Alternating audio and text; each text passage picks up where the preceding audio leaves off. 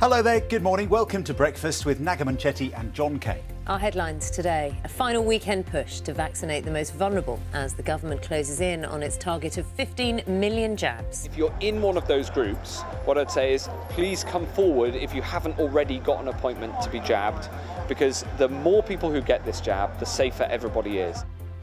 The Health Secretary says he hopes by the end of this year, COVID will have become another illness that we just have to live with, like flu. Former President Donald Trump is expected to be acquitted when senators vote on his second impeachment trial later today.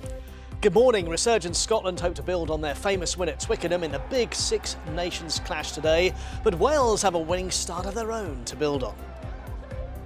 Good morning. It's another very cold morning and we've got further snow and ice in places. Things are going to turn windy through the weekend and milder, particularly by tomorrow. I'll have all the details throughout this morning.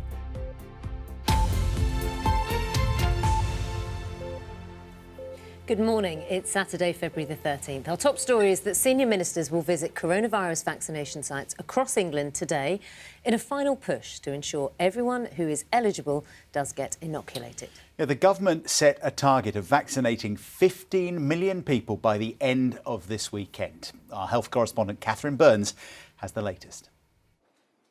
It's less than 10 weeks since Margaret Keenan became the first person to have a COVID vaccine outside of clinical trials in the UK. It was the start of the biggest vaccination programme in NHS history.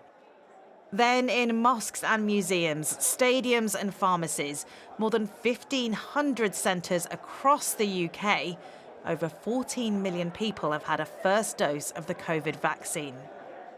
The government target was to offer that first dose to about 15 million people by the 15th of February. Those in the top priority group include care home staff and residents, frontline health workers, anyone aged 70 or over, and people who are extremely clinically vulnerable. Ministers expected that around 3/4 of people who were offered the vaccine would accept it. The reality has been much higher, about 9 in 10 over 70s. But there's still a final push, encouraging those who are yet to be vaccinated to come forward.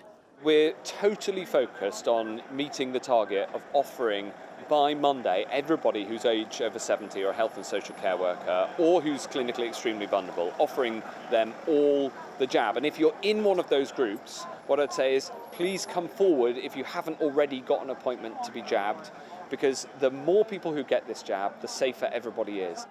The job is far from over, though. Now, as well as giving second booster injections, the focus turns to over 50s.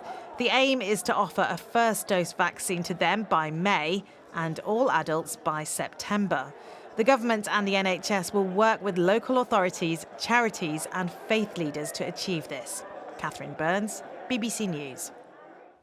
Let's get the latest now from our political correspondent, Nick Eardley. Nick, morning to you.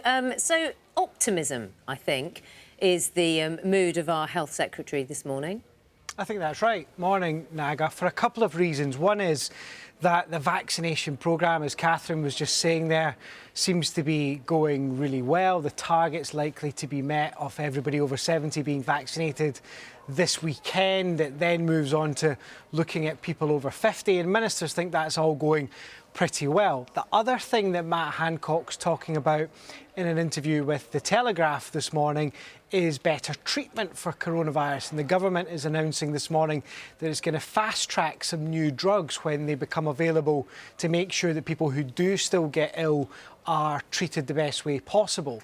And it all means that ministers are talking about potentially by the end of this year coronavirus being a lot more manageable, more like flu, something that yes is still there but that there's treatment for and that the NHS can cope with. And inevitably that means that there are questions over when society will start to open up, when lockdown will be lifted. Now, Number 10 isn't getting into specifics, but we know that the Prime Minister is going to set that out in a couple of weeks. The first thing back in England will be schools.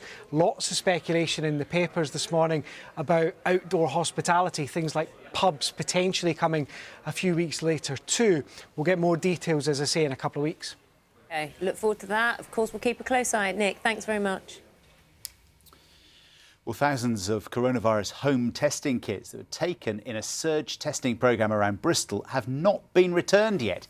Public health officials have targeted specific locations there to try to control and suppress the spread of Covid-19 variants.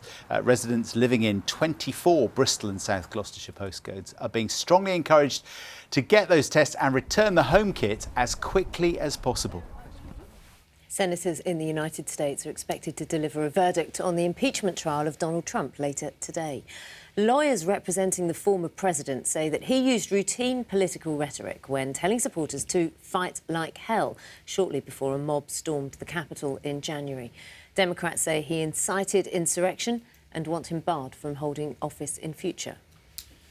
The government says it's confident that their post-Brexit worst-case scenario involving thousands of lorries being stuck in Kent has been avoided. The assessment is based on data showing that the flow of lorries has returned to normal levels this month. However, the figures also show a notable rise in the number of empty lorries going back to the EU. The government's getting rid of a cap of £95,000 on public sector redundancy payments. It comes after unions argued that the measure would affect workers earning as little as £25,000 a year. Ministers say they're looking for new ways to tackle excessive payouts for higher earners.